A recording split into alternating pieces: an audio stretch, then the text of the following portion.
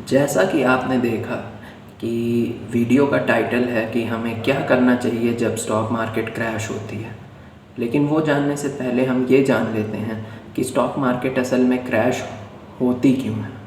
Stock market के crash होने का बस एक सिंपल सा रीज़न होता है और वो होता है पैनिक। ये बात आपको थोड़ी आसानी से समझाने के लिए आप ये पिक्चर देख सकते हैं। इसमें कैसे एक आदमी कहता है कि ये कंपनी एक्सेल करेगी और लोग ये मिस इंटरप्रेट कर लेते हैं कि वो उस कंपनी को सेल करने के लिए कह रहा है और सभी उस कंपनी को सेल करने लग जाते हैं। वहीं एक इंसान है जिसे कहीं जाना हो शायद और वो गुड बाय बोलता है और लोग सोचते हैं कि वो किसी स्टॉक को कह रहा है कि ये एक बहुत अच्छा बाय है और सब उस स्टॉक को बाय करने लग जाते हैं। स्टॉक मार्केट इसी तरह बहुत ज़्यादा सेंसिटिव होती है। वो किसी पॉजिटिव न्यूज़ पे बहुत ज़्यादा पॉजिटिवली रिएक्ट कर देती है और किसी निगेटिव न्यूज़ पे ज़रूरत से ज़्यादा निगेटिवली रिएक्ट कर देती है। असल में स्टॉक मार्केट में पार्टिसिपेट करने वाले सब लोग ह्यूमंस ही होते हैं और ह्यूमंस अपने इमोशंस को कंट्रोल नहीं कर पाते हैं। तो अक्सर स्टॉक मार्केट में पैनिक सेलिंग और पैनिक बाइंग भी देखने को मिलती है। मतलब कोई स्टॉक बढ़ने लगता है तो लोग सोचते हैं कि कहीं उनसे के हाथ से अपॉर्चुनिटी छूट ना जाए और सब उसको ख़रीदने के पीछे दौड़ने लगते हैं। वहीं कोई स्टॉक गिरने लगता है तो उनको ये लगता है कि कहीं उनके हाथ से बेचने की अपॉर्चुनिटी ना निकल जाए, मतलब वो स्टॉक बेच ना पाएँ और स्टॉक बहुत ज़्यादा गिर जाए। और इसी की वजह से स्टॉक मार्केट में पैनिक देखने को मिलता है। जब कुछ लोग स्टॉक बेचना शुरू करते हैं तो सब सोचते हैं कि उन्हें स्टॉक बेच के निकल जाना चाहिए और इसी वजह से मार्केट क्रैश होने लगती है।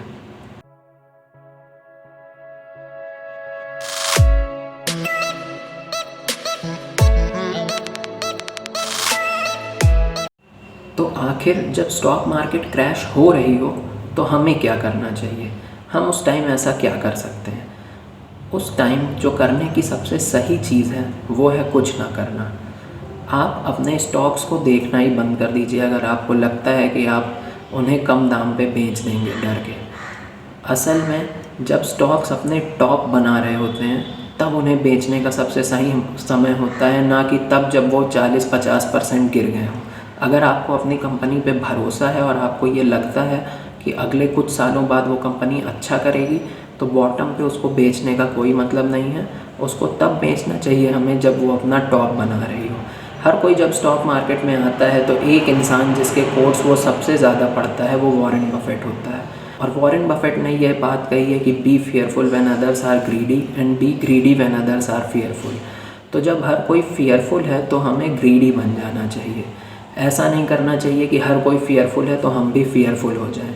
इस टाइम आप अपने पोर्टफोलियो की कंपनीज़ पे रिसर्च कर सकते हैं और देख सकते हैं कि कौन सी कंपनीज अच्छा परफॉर्म कर सकती हैं आने वाले टाइम में और कम दाम पे उसको और ऐड कर सकते हैं। या फिर कोई एक ऐसी कंपनी होगी जिसे आप हमेशा से ख़रीदना चाहते होंगे, जिसका स्टॉक आपको बहुत महंगा लगता होगा, वो भी इस समय आपको कम दाम पे मिलेगा। तो हमें इस टाइम थोड़ा लॉजिकली सोचना चाहिए और ऐसे गंदे डिसीजंस लेने से बचना चाहिए। ऐसे कई सारे इन्वेस्टर्स हैं जो टॉप पे नहीं बेच पाते हैं और मार्केट बॉटम पे आती है तब बेचते हैं और जब रिकवरी आती है तो उन्हें वापस से एंट्री लेने का मौका ही नहीं मिलता है। फिर वो मार्केट जब बहुत अपने ऊंचे वैल्यूएशंस पे जा चुकी होती है तब उनको लगता है कि उनके हाथ से मौका निकल गया और वो फिर से उस हाई वैल्यूएशन पे एंट्री लेते हैं और फिर से मार्केट में फंस के रह जाते हैं।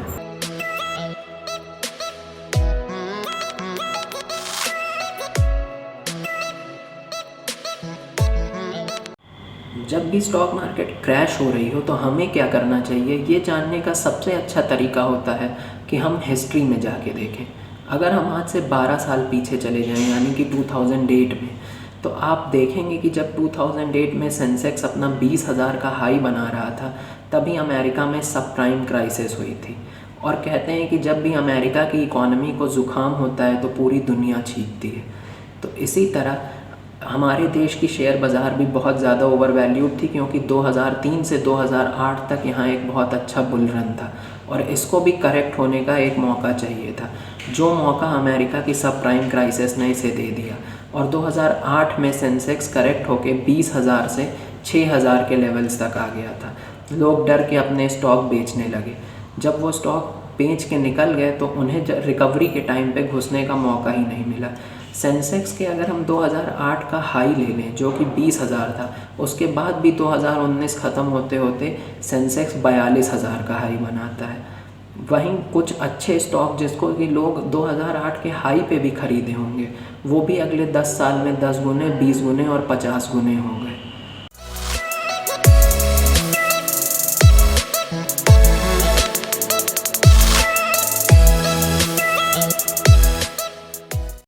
अगर हम टाइम में थोड़ा और पीछे चले जाएं, यानी कि 8 साल और पीछे, 2008 से 8 साल और पीछे, तो आप देखेंगे कि ईयर 2000 में सेंसेक्स 6000 का हाई बना रहा था और मार्केट क्रैश होती है और वो 6000 से गिर के 2500 के आसपास आ जाता है। तो इतना गिरने के बाद फिर से वही हुआ, लोगों को लगने लगा कि इकॉनमी बर्बाद हो जाएगी, कुछ नहीं बचेगा और लोग बेच के निकलने लगे। 2500 के बाद सेंसेक्स अपने पुराने 6000 के हाई पे अगले 3 साल तक नहीं आया।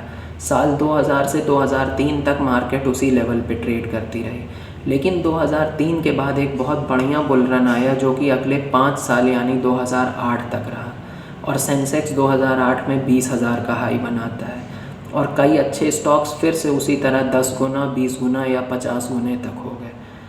तो जब भी पिछले क्रैशेस को देखेंगे, हमको यही सीखने को मिलेगा कि हमेशा ऐसे क्रैशेस कुछ समय पे आते रहते हैं और वो इन्वेस्टमेंट की बहुत अच्छी अपॉर्चुनिटी होते हैं।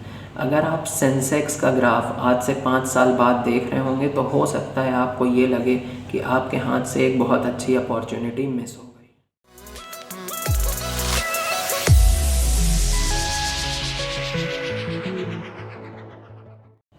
कई लोग मार्केट में ऐसे होते हैं जो कि मार्केट को जनरली टाइम करने की कोशिश करते हैं। वो ये सोचते हैं कि हमेशा जब मार्केट क्रैश होगी तब एंट्री ले लेंगे और जब मार्केट अपना टॉप बना रही होगी तो हम एग्ज़िट कर जाएंगे। तो आइए देखते हैं कि क्या ऐसा पॉसिबल है। चार्ल्स श्वाब जो कि अमेरिका का एक बहुत फेमस इन्वेस्टमेंट बैंक है, वो एक रिसर्च करता है। उस रिसर्च का पीरियड 1993 से 2012 के डेटा के बेस पे होता है। वो लोग ये 4 तरह के सिनेरियो करते हैं। पहला सिनेरियो ये रहता है कि एक इंसान $2000 हर साल 1993 से 2012 तक इन्वेस्ट करता है मार्केट में, तब जब मार्केट में क्रैश होता है और मार्केट अपना बॉटम बना रही होती है, यानी हर साल जब मार्केट 5%, 10% जो भी करेक्ट होती है और उस साल का जो सबसे निचला लेवल होता है वहाँ वो $2000 इन्वेस्ट करता है। वहीं एक जो कि लगभग इम्पॉसिबल है, लगभग नहीं पूरी तरह से इम्पॉसिबल है, कोई भी मार्केट का एकदम एग्जैक्ट बॉटम कभी भी प्रेडिक्ट नहीं कर सकता है। वहीं एक दूसरा सिनेरियो होता है। दूसरे सिनेरियो में वही इंसान $2000 हर साल की 1 जनवरी को, यानी जैसे ही उसको मिलता है वो इन्वेस्ट कर देता है। तो पहला इंसान जो कि बॉटम पे इन्वेस्ट कर रहा था, वो पूरे टाइम पीरियड के बाद 2012 ख़त्म होने के बाद उसके पास $87,000 रहते हैं। वहीं दूसरा इंसान जो कि पैसा मिलते ही इन्वेस्ट कर दे रहा था, उसके पास $82,000 रहते हैं। एक तीसरा इंसान रहता है जो कि डॉलर कॉस्ट एवरेजिंग कर रहा होता है, जिसको हमारे देश में SIP कहा जाता है।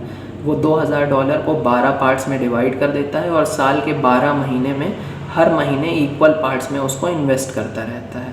उसके पास पूरा टाइम ख़त्म होने के बाद $79,000 रहते हैं।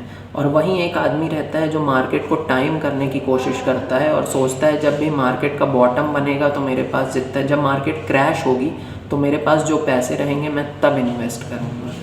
तो वो इंसान $57,000 के साथ बचता है। तो कुल मिला के हम ये देखते हैं कि पहला सिनेरियो जो कि एकदम इम्पॉसिबल है, कोई भी हर साल इतने एक्यूरेटली बॉटम प्रेडिक्ट नहीं कर सकता, वो $87,000 बनाता है। और दूसरा सिनेरियो जिसमें कि पैसा मिलते ही इन्वेस्ट हो जा रहा है, वो दूसरी रैंक पे आता है। तो सब इस रिसर्च से या इस स्टडी से ये पता चलता है कि इन्वेस्ट करने का सबसे बेस्ट टाइम तब होता है कि जब आपके पास पैसा हो, आप उसको मार्केट में लंबे टाइम के लिए इन्वेस्ट करें।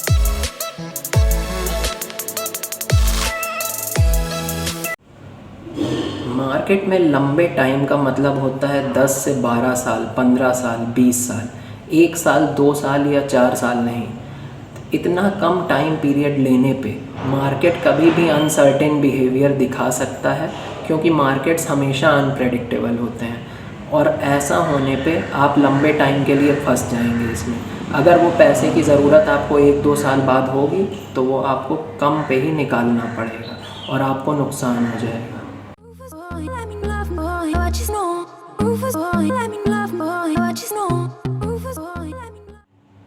तो वीडियो का कंक्लूजन ये है कि हम ये सीखते हैं कि मार्केट क्रैश के टाइम पे हमें किस तरह से सोचना चाहिए।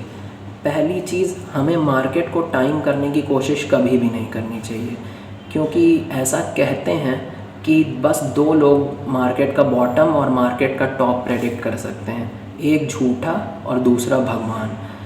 तो जो भी आपको कहे कि मार्केट का बॉटम बन चुका है वो भगवान तो है नहीं, यानी जाहिर सी बात है वो झूठ बोल रहा है। किसी को भी पता नहीं होता है कि मार्केट का बॉटम कब बनेगा, मार्केट का टॉप कब बनेगा। दूसरी बात कि हमें हमेशा मार्केट में लॉन्ग टर्म व्यू रखना चाहिए। अगर हम मार्केट में इन्वेस्ट करने आए हैं तो हमें कोशिश करना चाहिए कि हमारा टाइम पीरियड हमेशा 10 साल से ऊपर का हो। तीसरी चीज़, मार्केट बहुत ही अनप्रेडिक्टेबल होते हैं और हमें इमोशनल होकर यहाँ किसी भी तरह के इलॉजिकल डिसीजंस नहीं लेने चाहिए, इससे हमारी कैपिटल का लॉस हो सकता है। और चौथा पॉइंट ये है कि मार्केट क्रैशेस एक बहुत बड़ी अपॉर्चुनिटी होते हैं। हमें कोशिश करना चाहिए कि हम इस अपॉर्चुनिटी को ग्रैब कर पाएँ।